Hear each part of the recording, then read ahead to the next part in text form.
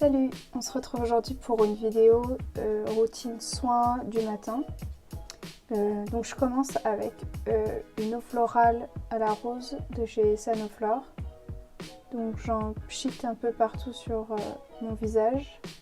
Et le matin en fait je m'en sers un peu comme un nettoyant très doux pour la peau.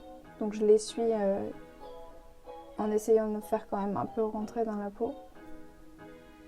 Avec une petite serviette parce que c'est bien agréable.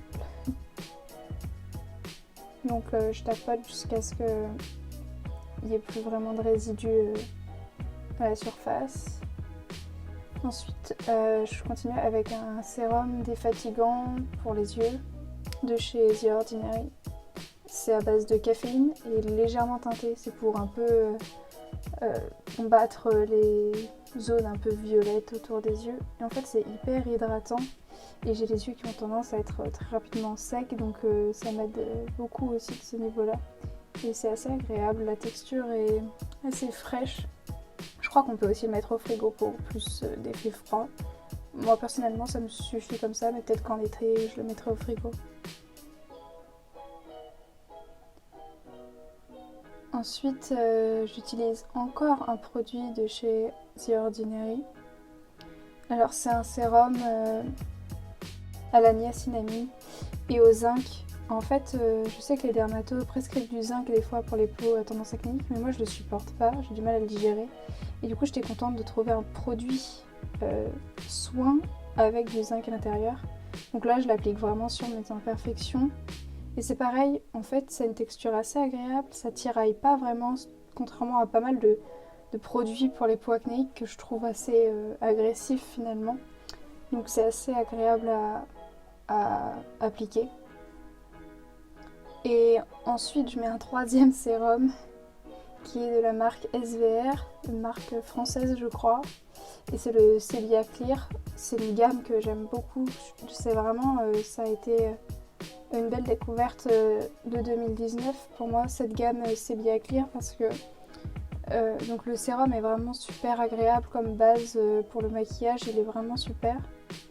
Il est très léger et très frais aussi, et l'odeur est un peu, je sais pas, herbe fraîchement coupée, enfin il y a quelque chose de très, je sais pas, un peu vert aussi dans l'odeur. Et voilà, c'est un produit que j'aime vraiment beaucoup. Il est un peu cher, mais honnêtement, je vois la différence depuis que je l'utilise. J'ai l'impression vraiment d'avoir une peau plus nette qu'avant. Avant, j'avais pas mal de rugosité.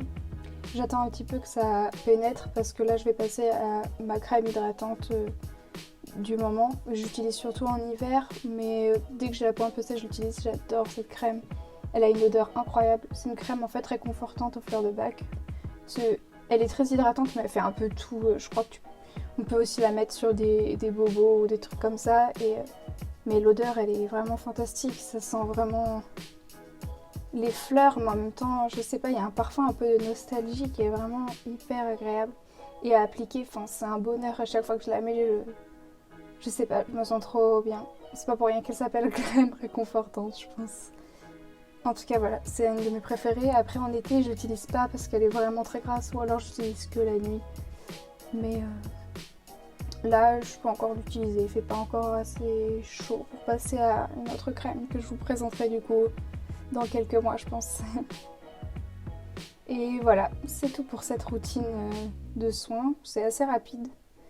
Après ben j'enlève mon superbe bandeau et des fois je reste juste comme ça, je me maquille pas, surtout en ce moment. J'avoue que je me maquille pas tous les jours, donc j'essaie juste de mettre mes cheveux à peu près correctement, on va dire. Et voilà, c'est le look final. Merci d'avoir écouté. Je vous dis à la prochaine, n'hésitez pas à laisser un petit commentaire et à vous abonner. Bye!